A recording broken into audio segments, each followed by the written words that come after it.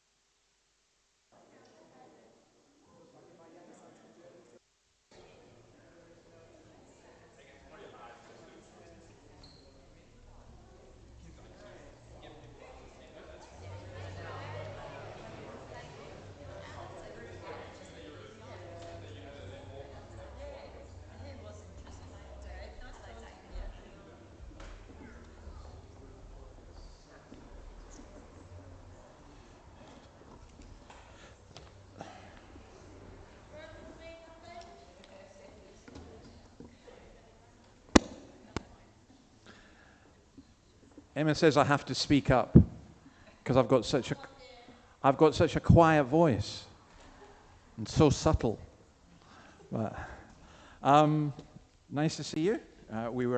As we were coming in, some of us were discussing politics. You'll be pleased to know we're not going to discuss politics at all tonight.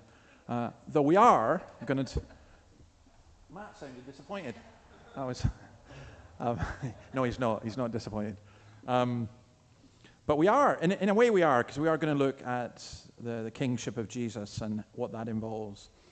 But it is a privilege to be able to worship God. And let me pray just before we do. Lord, we ask that you would help us as we draw near to you. We pray that you would enable us to sing your praise.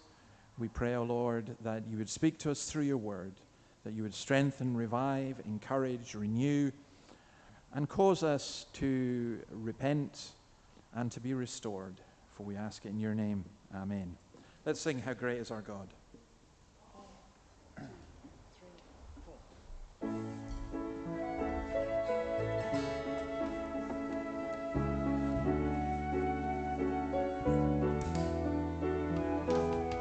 The splendor of the King, clothed in majesty, let all the earth rejoice, let all the earth rejoice. He wraps himself in light, and darkness tries to hide, and trembles at his voice, and trembles at his voice. How great is our God! Sing with me, how great is our God! Oh, we'll see how great is our God. And age to age he stands, and time is in his hands, beginning and the end, beginning and the end. The Godhead three in one, Father, Spirit, Son, the Lion and the Lamb, the Lion and the Lamb. How great is our God! Sing with me, how great is our God! Oh, we'll see how great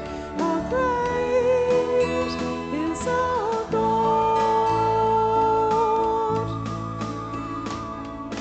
Name above all names, worthy of all praise. My heart will sing how great is our God.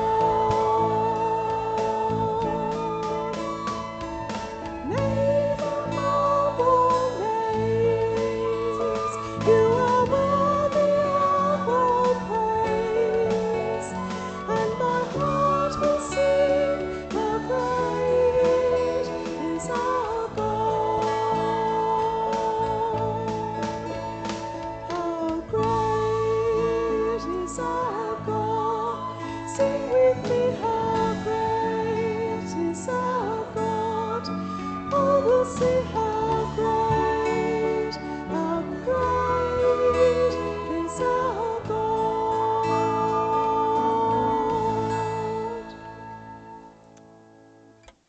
Please have a seat. I'm going to ask Terry, actually, if he'll come and do the prayer just now, please, Terry. Thank you.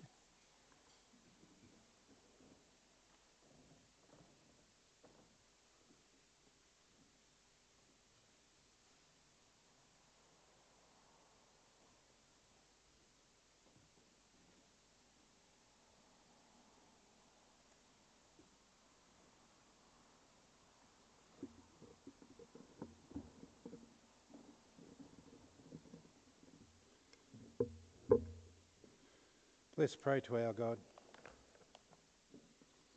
Our gracious and loving Heavenly Father, we come to you today in the name of Jesus. We thank you for the gift of this Lord's Day, a day of rest, reflection, and renewal in your presence. We give you all our strength for this gift of prayer. You have told us to seek your presence continually, and we do that now. You have told us to remember the wondrous works that you have done, and we do that now. You are our God, and there is none like you. You never promise what you will not keep. You never fail, regardless of how small and insignificant we might appear. But Lord, we have sinned and failed and doubted this week. We have not been who we are in Christ. We have loved the world and ignored your word. We have forgotten you by thinking so much of ourselves. Please forgive us. But through your infinite grace and mercy, you pluck us from peril and made us your children, purchased through the blood of your Son. And now, Father, we come to you today with prayer that we may spread this good news to extend throughout our city and beyond. Bless Newcastle and our church. Bring the lost and fallen to this place and let them meet you here. May they all hear the gospel and trust and believe in your word. Bless David as he prepares to preach your word for the glory of your great name. Prepare our hearts to receive your word. May it change us, cleanse us, shape us, shatter our misconceptions, make us closer to you, less of ourselves and more like you. Today we pray for the leaders of our new government and the many important and critical situations they now face after the election. Give wisdom to our Prime Minister and the Cabinet members and the men and women in the new government. Father, there are many in our congregation with special needs in their own lives and need your care and reassurance.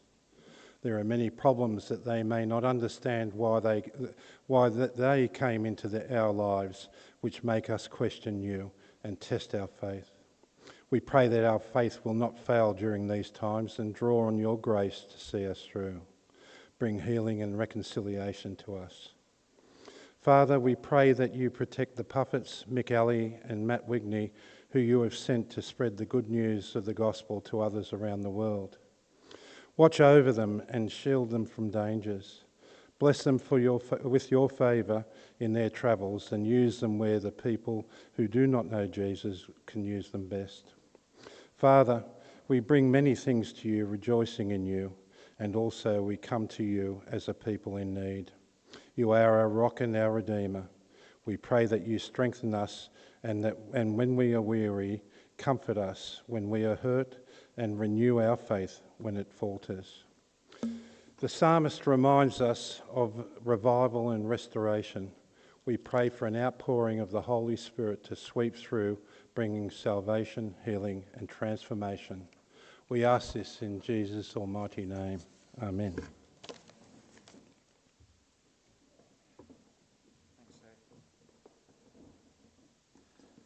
A couple of notices. There is refreshments and so on after. It's the first Sunday of the month, so that'll be through in the hall. I've got something that I want to do towards the end of the service. I'll explain that when we come to that. And as usual, can I say that we put the services and the sermons separately as well out on YouTube and on the church website. And for anyone who's watching this just now as well, if you've got any questions or comments, please feel free to write in. We are going to sing, and I think we're going to sing Jerusalem. Yeah, we are. The song Jerusalem, and we're going to be looking at Jesus coming into Jerusalem, and this song reflects that. So let's stand and sing this. And after it, Jan will come and read John 12 to 19.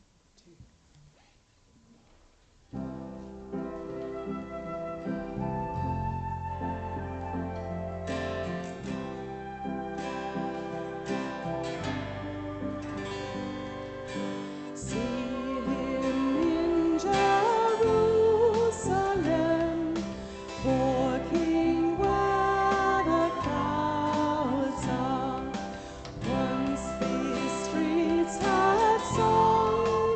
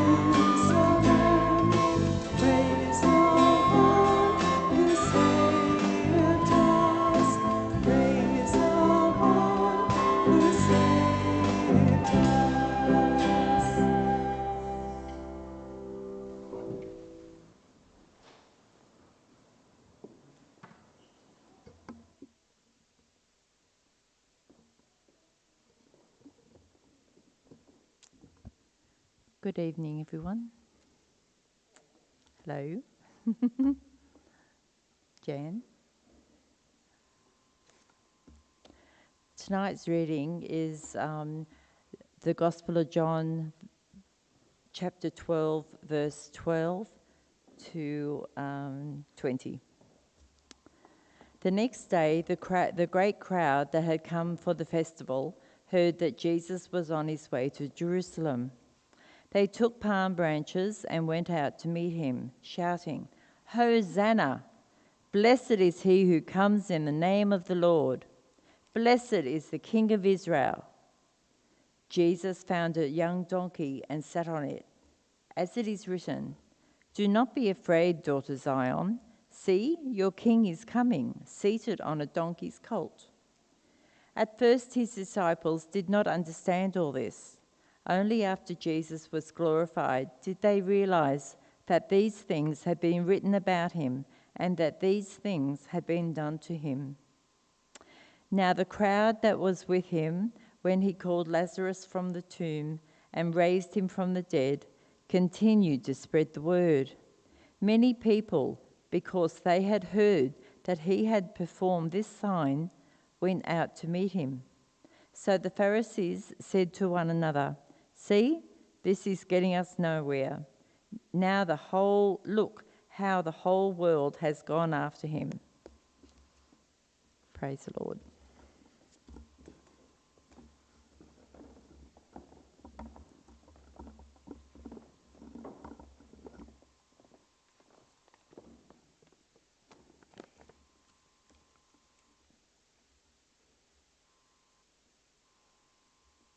Now, I want to, let's see if I can use this technology. I want to go to that one. We'll come back to this in a minute. But, where are you? Noah, can you see that? Do you know what animal that is? A horse. A donkey. Yeah, it's a donkey. Have you ever been on a donkey? No? Esther, you've ever been on a donkey? No? Well, that was Jesus riding on a donkey. And if you listen carefully, I'm going to tell you later why Jesus was riding on a donkey. It's funny because we don't think a donkey is something that a king would ride on. We think he'd ride on a big horse, but you'll see why later. But let's go back to this. Blessed is the King. The crowd comes now. Community festivals are really great when you get them. I have to say that as a foreigner here, I'm amazed at your Anzac Day. I mean, I know it's like a holiday, but there was thousands of people at Nobby's at 5 o'clock in the morning. And Dudley, they couldn't get parked anywhere near. And lots of young people as well. I think that's wonderful. I don't know anything equivalent. It's certainly a very community occasion. And it's also, maybe I've got this wrong, but in the UK sometimes people would have protests and they'd wear white poppies instead of red poppies, and there'd be all different kinds of things. And I think a community thing to take part in when you're part of a large crowd is a great thing.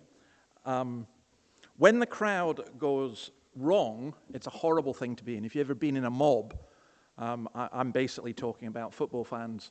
We were jolly and happy and everything, but if you've been in a mob, it's horrible. Now, what happens here is that, so the Passover, Pentecost, and the Feast of Tabernacles are the three great Jewish festivals. And for the Passover, Jews came from all over the world. And still, today, a greeting would be next year in Jerusalem. We've got the Passover here, but next year in Jerusalem. Now, the only thing I can think of with that regard is, in Scotland, we used to love celebrating New Year. I guess we still do. And it's a bit like saying next year in Edinburgh. It's all right doing it in Newcastle, but next year in Edinburgh, that's how we would do it. Well, the Jews would say next year in Jerusalem. And you wanted, like Muslims go to Mecca, you wanted to go to Jerusalem. Now, we have a very specific point of evidence from around this time, probably about 10 years later. There was a census taken of the lambs slain at one Passover. And this was recorded by the Romans, and it was 256,500. And they worked out that it was 10 people per lamb. So you would eat a whole. So that's over 2 million people would come to Jerusalem. The population of the city was probably about 250,000. So 2 million coming for that festival. And just absolutely packed. You know that when we here, I know when the Knights are playing, they still seem to get a good crowd, whatever. And so you're not going to get parking in Broadmeadow when they're playing. Well, it's not only that you wouldn't get parking, park your horse or whatever, you wouldn't get accommodation. It was all sold out long before it happened. Now, this great crowd, you'll see in verse 12, it says it was the great crowd had gathered. And there's really two of that. There was a crowd following Jesus, because remember what he had just done. He'd raised Lazarus. And there was the ones already at the Passover. And there's a crowd psychology. Crowds, you go, there's a groupthink. And the groupthink at this moment is incredibly positive for Jesus. He got an absolutely fabulous reception. Hosanna, which means, it literally means save now, save us, save now. Blessed is the King of Israel, which is the equivalent of God save the King. So they were shouting, they were chanting, they would be clapping, and they were treating Jesus as the King. This is a quote from Psalm 118. Lord, save us. Lord, grant us success. Blessed is he who comes in the name of the Lord. From the house of the Lord, we bless you. Now, Psalm 118 is what's called a halal psalm. Not halal, again, in the sense of the Muslim food laws. But in the book of Psalms, there were a number of psalms that were praise psalms for going up to the temple. And Psalm 118 is the last of them. Hallel means praise God. And most scholars think that Psalm 118 was written for the Feast of Tabernacles. So what are the crowd doing? They are welcoming the Messiah coming as a conqueror. And again, this is where history really helps us. 100 years earlier from this, there was a Jewish leader called Simon Maccabeus. And he'd returned from conquering Acre in Syria and freeing the Jews from the Syrians. And he was celebrated in that way. And so you'll see that the palms there, we talk about Palm Sunday, these palms were political signs. I guess if I put a rainbow flag on our church notice board, I'm tempted to do it, but if I put a rainbow flag on our church notice board, people would see that. Oh, this is a church, we're making a certain political sign. At a time of elections, sometimes people put posters up, big things they stick in their garden, and you know exactly who they are voting for from that. Well, waving the palm was a nationalist sign, really. It was the symbol on the coin of the Maccabean revolt. And the palm itself was the symbol of Judea. I was trying to think, is there a national flower for Australia? Wattle. Okay, all right, thistle's better. And again, actually, by the way, the thistle, it's a bit like the palms associated with Simon Maccabeus. That was associated with freeing the Jews, and the thistle was associated, the reason the Scots chose it was because apparently when the English were attacking Edinburgh Castle, someone stood in a thistle and shouted out, and that woke everyone up. And I don't know if that's true or not, but it's a nice story. But what the people are here, and it's really important to grasp this, the people are really excited because the conqueror has come. Their leader, who is going to overthrow the Roman Empire, has arrived. They really believe that. That is why they were so enthusiastic. Now, I suspect that most Australians are not massively enthusiastic about elections and election results.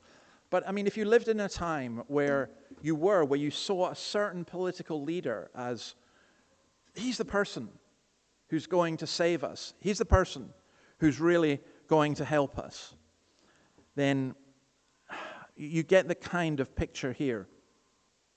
But then there's a problem. The king comes on a donkey. Jesus found a young donkey and sat upon it, as it is written, "Do not be afraid, daughter Zion. See, your king is coming, seated on a donkey's colt."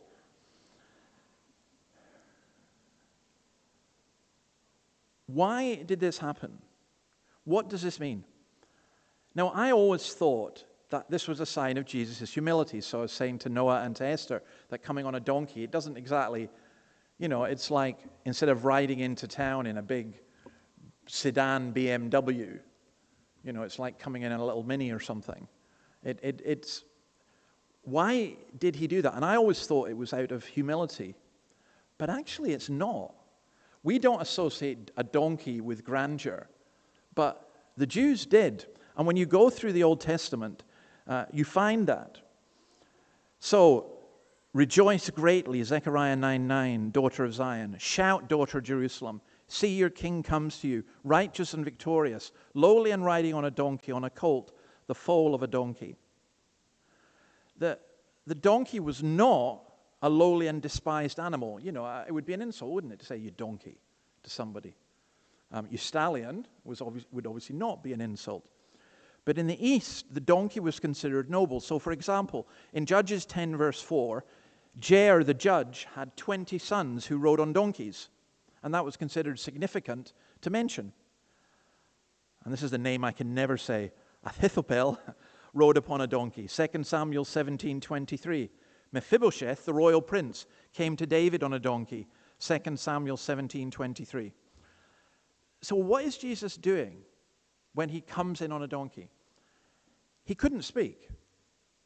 There are 2 million people. There is this massive crowd shouting. He can't talk to them. So he gives them a message, and the message is very simple. If you know your Old Testament, and they would, he's saying, I am the Messiah. The Messiah is coming on a donkey. This is not, that's what they would have expected the Messiah to do, except this. The Messiah had 2 options. Coming on a donkey was a sign of peace. Coming on a horse was a sign of war. And they expected the Messiah to come on a horse, that he was going to be the King of Kings, the warrior who's coming in judgment and coming to free his people. And that is not what he did. He came as the Prince of Peace. And that must have been confusing. And that's why you get this line. At first, his disciples did not understand all this. Only after Jesus was glorified did they realize that these things had been written about him and that these things had been done to him. I think that I find it quite encouraging that the disciples didn't understand sometimes. I guess in my younger days, when I thought I knew everything, I thought that, these disciples, they weren't very smart, were they? Or they weren't very obedient, or they weren't. Actually, no. What Jesus did, in some ways, was quite confusing. At first, his disciples did not understand all this. I think sometimes we have a certain degree of arrogance which suggests that if we don't understand it, it can't be real. Or if we don't understand it, we should just drop it. But as you go on in the Christian life, you will discover that there are many things that we struggle to understand. If you're not a Christian and you're saying, well, I don't understand this, and I don't understand that, and I don't understand this, that's not a bad sign. Now, do you want to understand? That's the question. At first they didn't understand, and then they did. Only after Jesus was glorified did they realize these things had been written about him and that these things had been done to him. So I think there's a real lesson for us in that. We have to be really, really patient as we go through the scriptures. Sometimes you'll read something and say, I didn't get that, I didn't understand that. And there isn't a formula, there isn't somewhere, you can't type into, I don't know, ChatGPT or Google or Grok or whatever and say, give me this. I mean, believe you me, I've tried this. And computers don't understand it.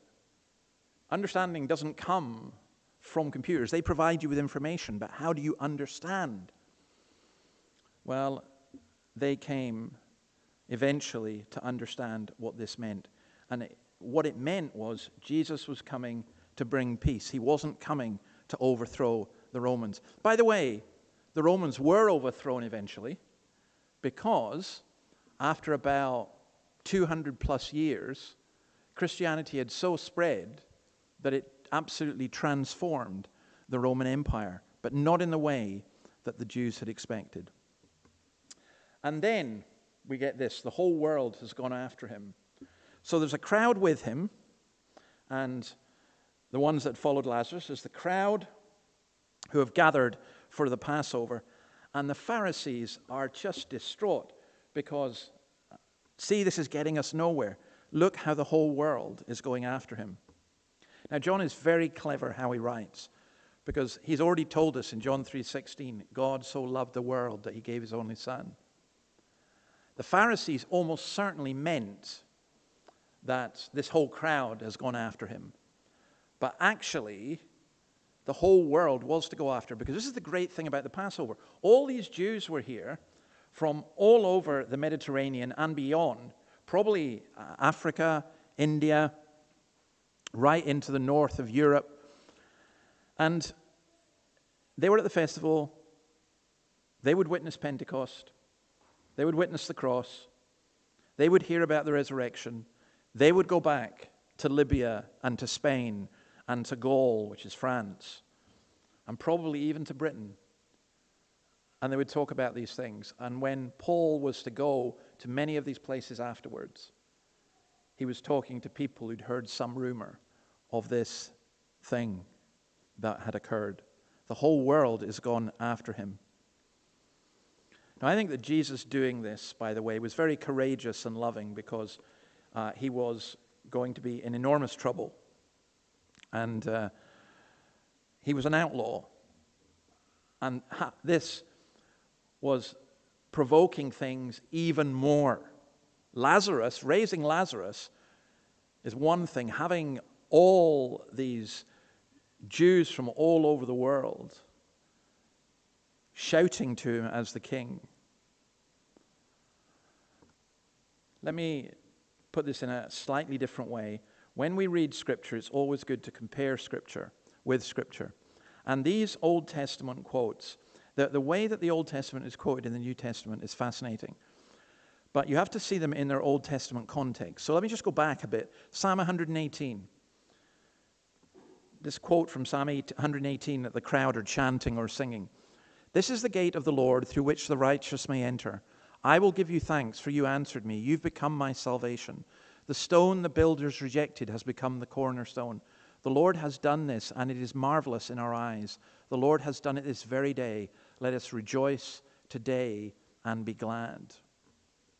So when they are saying, blessed is the King who comes in the name of the Lord, they're talking about the cornerstone. And later on, that is going to be a big theme in the New Testament church.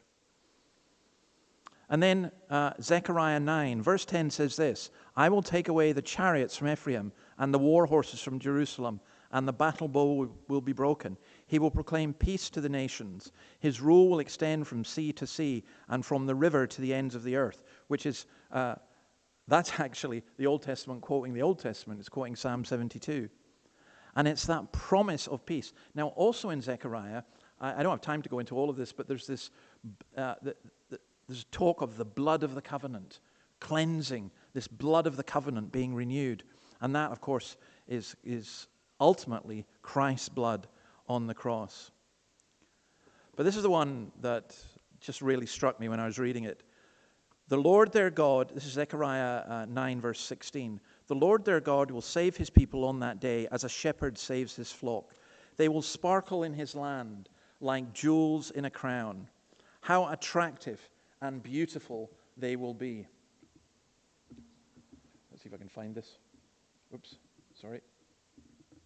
There you go. Grain will make the young men thrive, and new wine the young women. It's a promise. As a shepherd saves his flock, they will sparkle in his land like jewels in a crown. Again, how attractive and beautiful they will be. See, the people were expecting a political Messiah who was going to bring glory to the nation, who was going to save them from the Romans. And the Messiah that is promised is the one who's going to take things and people and circumstances that are ugly and turn them into something so beautiful they sparkle in his land like jewels in a crown. Jesus doesn't want the garlands of military victory. Jesus wants the crown that consists of the jewels of his people. And again in the Old Testament, you are precious in his sight. So I think that this part of Jesus coming as king, it's a challenge to people in the world, and particularly the Jewish people who are expecting a Messiah like this. It's a challenge, I think, to us today as well. I know that some Christians get very disappointed, let's say, if an election doesn't go a particular way. I just want to say we need to be really, really, really careful. There's a significant increased interest in Christianity in the Western world at the moment. I think that is true. I think we can evidence that. But why that exists, we're not sure. Because one of the reasons may be politics. People are thinking the way we get back to the way that we were is if we become Christians. But people don't really think about what a Christian is. And I think we come back to this question that I put on the notice board out there. What do you think about Christ? Who is Christ? What has he done? And I guess the way we should think about Christ is that he is the one who, because he loved us so much, us individually, collectively as his people, but also individually, that he gave his life for us. He didn't come to be a commander that we can bask in his glory. He didn't come to be some kind of celebrity or political light. He came to be the one, and we'll see more of this next week, who was bringing light into the darkness. And some of that, as I say, the disciples didn't understand this. The crowd didn't understand it. This crowd are going to eventually shout, "Crucify him." This crowd are going to say, "We'd rather have a murderer than Jesus." So sometimes we need to be careful when it seems as though Jesus is popular. We need to make sure, and I think we need to take every opportunity that we can to present Christ as he's taught to us in the Scriptures. We have nothing else, but he is more than enough. Let me pray. Lord, thank you that you are the King. Thank you that you come. Thank you that you speak to us. Thank you that you provide for us in so many ways. We confess that at times we don't understand. It's not just people who've never heard. It's those of us who've heard many times, and there's so much confusion, so much doubt, so much fear, so much sin that we don't understand. But Lord, we long to understand. So teach us from your word. By your Holy Spirit, open our hearts and our minds that we may love, that we may understand, that we may have the will to obey, and that we may offer our bodies as living sacrifices to do your will. Lord, you could have taken these 2 million people and had an army and overthrown the Roman Empire, and you didn't, because you had a far greater plan, a plan that was incomprehensible even to the angels, that you would die, that you would be raised from the dead, that you would send your Holy Spirit, that you would ascend into heaven, that you, O Lord, would promise to come again, but meanwhile your gospel would go to the ends of the earth, even here. And we bless you for that. And we bless you that we have that good news to share. So we ask that you would help us to do it in your name. Amen.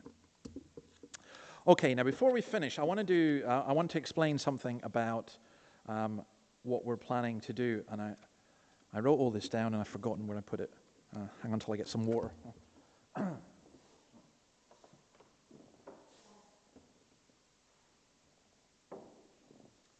So, in case you didn't know, let me give you a little bit of history about what we're trying to do here at what we called Alive at 5. Oops. Sorry, guys. You were finished anyway. Good. I hope it's not finished.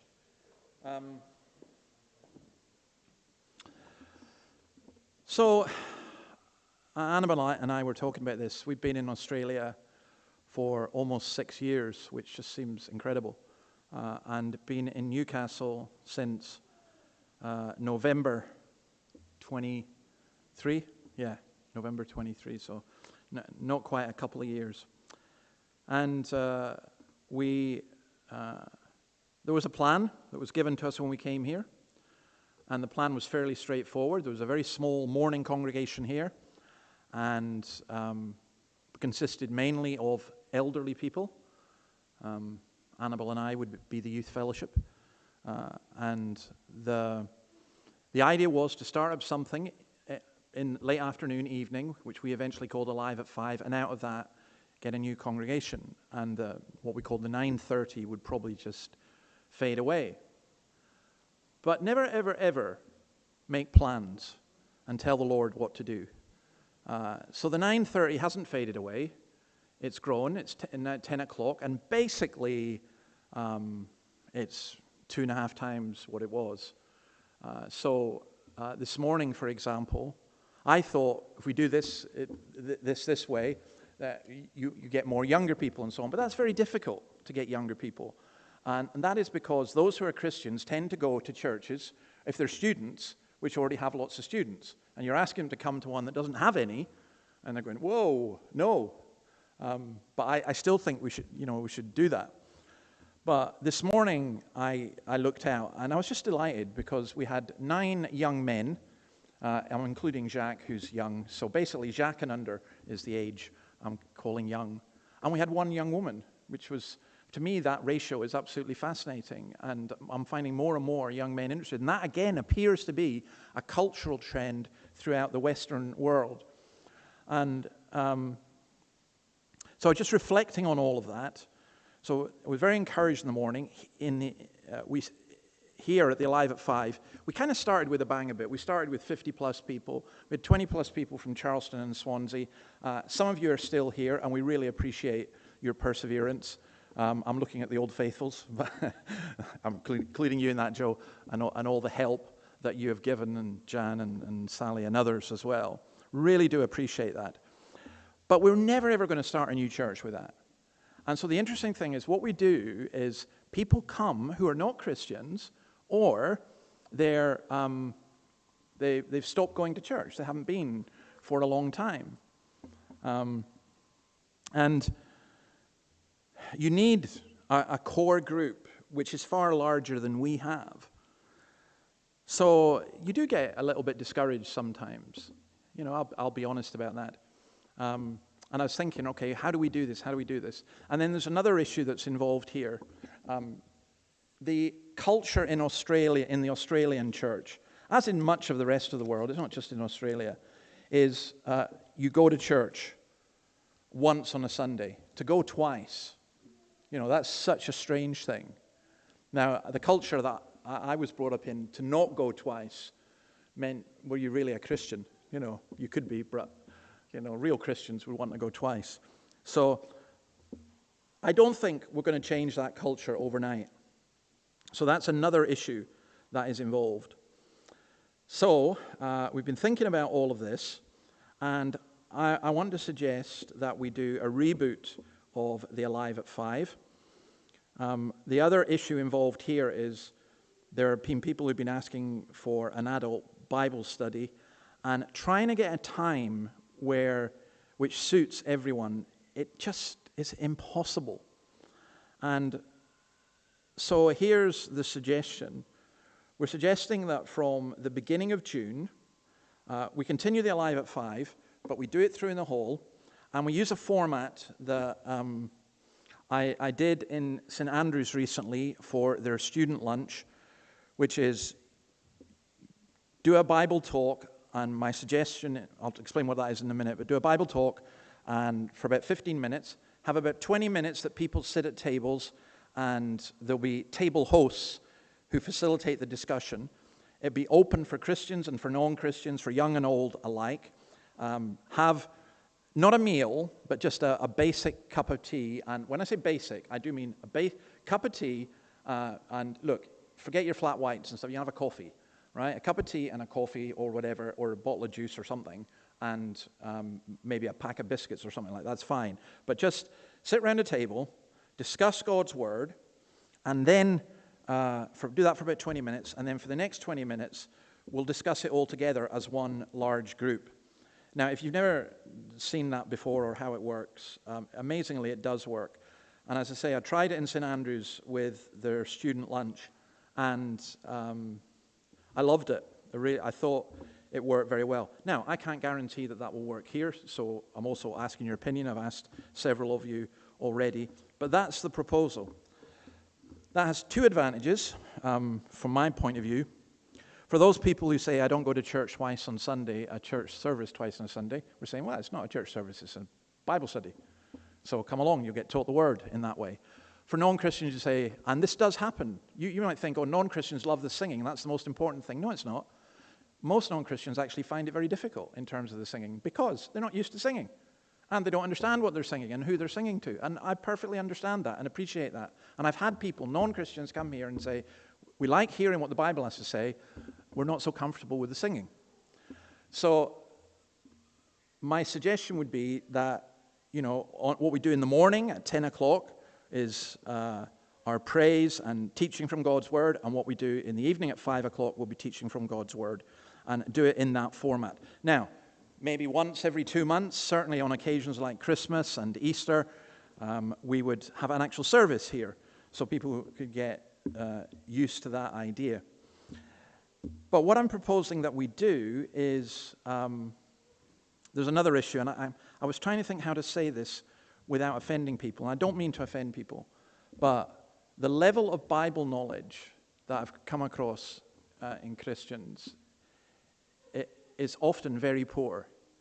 Now, I was going to say one exception to that is the teen Bible study. These kids, they know huge amounts. I'm absolutely amazed at them. But I've often found that the understanding of the Bible, and one of the key things is this book, Romans. Sorry, this is Sinclair Ferguson's Let's Study Romans, which I'm going to suggest that we use. And I want to suggest that we do this thing called the Romans Road. We go through the whole of Romans, try to understand it and apply it in our own context. It's suitable for Christians and non-Christians, for Jews and Gentiles. It is the most important letter ever written by any human being. It's the most influential letter ever written. And the plan is that we do it in the format that I'm suggesting. Now, I've had a lot of time thinking, is that a good plan or a bad plan? Gone back and forward, back and forward. I've listened to different people, spoken to different people. So I'm pretty sure that's what we're going to do. But I would like to have some feedback from you before we leap in with that. I don't like changing things just for the changing them. But I do think we need a reboot. So if anyone's got any questions or comments, now is the time to speak. Cedric. Yeah. Yeah. Yeah. I mean, the negative thing could be that people will say, oh, I don't like the idea of doing that, I'm not going to come. Well, there's nothing I can do about that, because you might find other people. I would say it's fairly unique. I don't know. I heard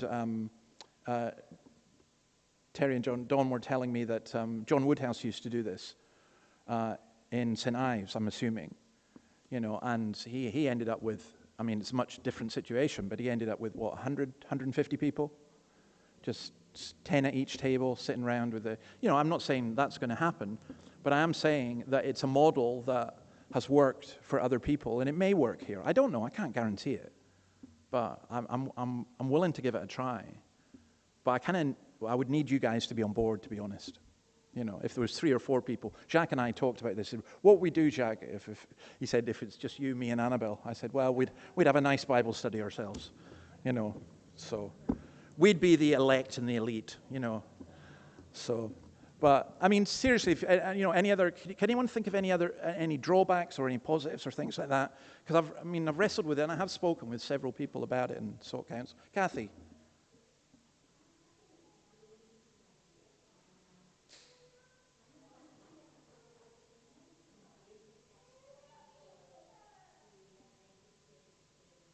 Yeah. Yeah.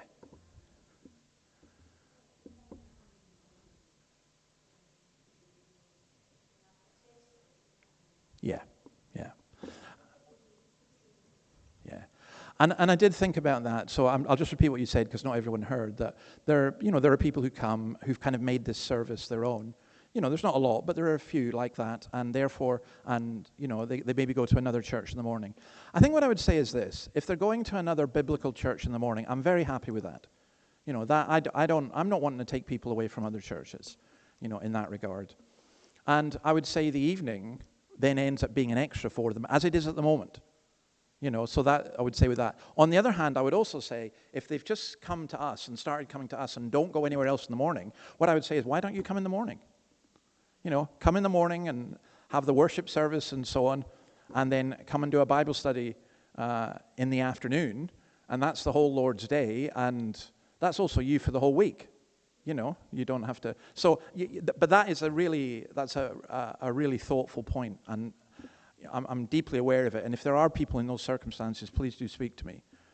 But my argument would be that they'll get the same teaching as they would get in terms of this. For me, this is as much work. It's not like I'm just saying, all right, let's get a book and let's get some questions out of the book. No. This is, you got to really work hard at this to communicate and teach and help and facilitate people. And it's also hard work. And we won't, the band will all be fired, so, no, for the moment. So I'm sorry about that. You were rubbish anyway. No. No, you're fabulous, but we wait. Look, this is not like the law of the Medes and Persians. We'll see how it goes. and we can do also, there is, I will want a small group who are prepared to help set things up and clear things away. We can't just assume that will happen. So you've got to put out tables and chairs and things like that. And we've got to work out the best way to do it. So, anyone else got any thoughts or comments? I also want to say, Noah and Esther, I will prepare stuff for you for children, so you can have your own discussion as well. And because yes, see, Noah's on board, right? If Noah's on board, the rest of you have to be. Yeah. And Esther's just copying her brother. Good for you, girl. That's the way to go. Any other comments or thoughts? Yeah, Matt. I'll just turn around so you can hear me. David, hearing you bring it forward again, I am aware you're kind of a bit of a concern. We might try to set the bar to, like, I want to teach people how to understand the Bible, and we're going to go to Romans. So one bit of feedback might be, why don't we keep it a bit more simple and go to the Gospel of Mark or something? Anyway, that's just a bit of feedback. Okay. So if I'm saying to people, I want to bring your knowledge up, well, I might say, well, I don't want you to bring my knowledge up. Yeah. I want to be a Christian, but I don't want to become a scholar, kind of thing. So that's, you kind of could frighten people off, but just a thought. Yeah. No, it's a good thought, and I would say that with Mark. What I would say about that is this. First of all, I would never say to anyone, I want to bring your knowledge up, because it just sounds incredibly arrogant. I would say that that's a purpose. The point for me with Romans is Paul is writing to the Roman church saying, I've got a gift for you, and the gift is the gospel, and he spends the whole letter explaining the gospel. And I think he explains it in such a way that it will apply contextually in our culture. So I don't think we're going to go and say, so that's one of the I agree with you, by the way. One of the problems is if you say to people, come and do, I'm not even going to call it a Bible study, because come and do a Bible study, people go, yeah, well, I don't want to study stuff. I had enough of that at school. That's not what we're going to do. We'll find some way of it. It's basically come and hear what the gospel is for today, just as come and hear what the gospel was for the church in Rome. Now, it may be, so I can see where you're going, because when we get to Romans 9, 10, and 11, yeah, that's going to be interesting. But it may be that we'll stop and say, hang on, we're just going to take a wee skip back to Mark. Having said that, though, I actually found Mark's gospel quite difficult to understand. So, we assume that about the gospels, but thank you. No, that's really, really helpful, and we need to bear that in mind. And the thing to do, Matt, is when people are coming to this and they've brought friends or whatever, when you get feedback, like the other week, I said something here, and I thought I said it, I thought I made it quite clear. And then when I listened back to what I said, I actually hadn't, and someone had picked me up in a different way. But that's the whole point of the interaction and the questions and the discussion. If we can get people comfortable enough that they will discuss, then, so it's not like there's set answers. It's not like you come, you do this study, and then there's a test at the end, and if you tick all the right boxes, you're a theologian, and, you're on your way to, you get a diploma, and you're on your way to being Pope or something, But no, I really appreciate that. Any other constructive comments like that? Peter? I think like one of the things that would be good about it, at least for me, that I think like most other people is, I think we all people probably would have lots of questions and then wouldn't necessarily feel like they get a chance to discuss it. Yeah. Because they don't want to sort of take up too much time and stuff, but then obviously that would be an opportunity to do that. Yeah. So not everyone has your fearlessness in asking questions during. For me, it's a bad Sunday if I ask for a question and you're here and you haven't asked one. I think, oh dear, what have I done? I've silenced Peter. This is not good. And it's great. I really appreciate it, because that's what we bounce off. But my experience is the way that, Annabelle and I did this in Sydney in our apartment. And honestly, it's, for me, I loved it. I loved just, those who feared the Lord, it says in Malachi, met together and talked about the Lord. And I think that's what we'd be doing. And it may be that Matt might be right, might be that Romans doesn't work. Listen, if something doesn't work, I just change it. You don't flog a dead horse. You keep going with stuff and try and work out. We've got to be flexible, and that's where the feedback and the input is so important. But yeah, you're right. I agree with you. Jacques? You and I have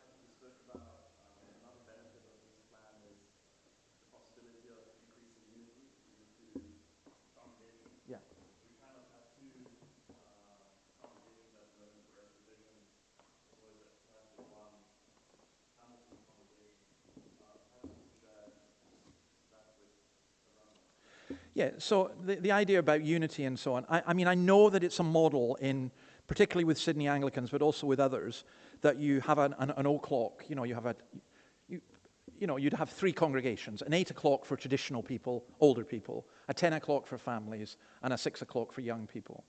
I'm sorry, I hate that, because I think the church needs to be united with people from different backgrounds and different ages. And for me, I think it's hilarious that we've got more younger people coming to our morning congregation, which is the kind of inverted commas traditional.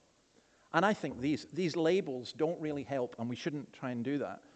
But here's where I'm coming with this. I think we will end up with a second service, and I want a third as well, because I think as it grows in the morning, we'll have to do something.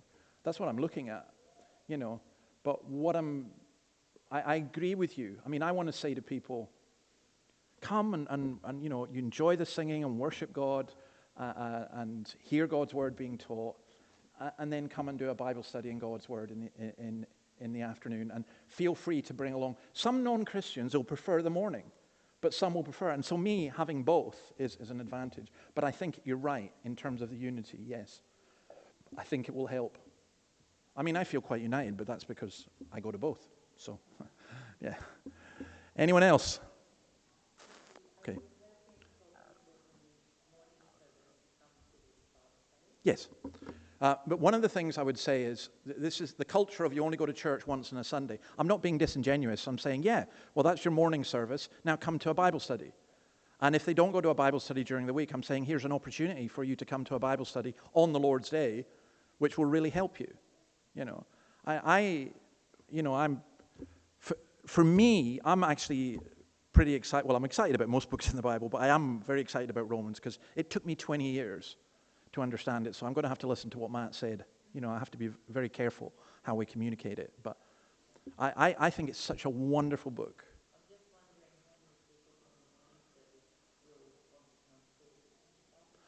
Well, that's their choice. That really is their choice. And they don't want to come to another service, certainly. So, yeah. Yeah. Yeah. Me too. Yeah, thanks, John. Anyone else, or I'm going to stop? Anyone else want to say anything? Okay. We're going to finish by singing our last song. And by the way, my plan is, this fits quite well because we'll go to the end of John chapter 12 by the end of this month. And then John 13 onwards is the high priestly prayer of Jesus, and it's beautiful. And so what I'm going to do in the mornings, when we finish Acts, we're doing Acts at the moment, I promised someone I would do Judges, so I'm going to do Judges, but I can't have the whole congregation go through Judges for 3 months. It would be quite, if Matt, you thought that Romans was tough, Judges is going to be. So what I'm going to do is I'm going to do Judges, John, Judges, John, Judges, John, so you get, and see how the Gospel and Old Testament history weave together. That's the idea, and then Romans at night. That's the dream. We'll see. All right, we're going to finish, and I have no idea. What are we singing? Oh, Psalm 72. Yes, I do. Yeah, let's stand and sing Psalm 72.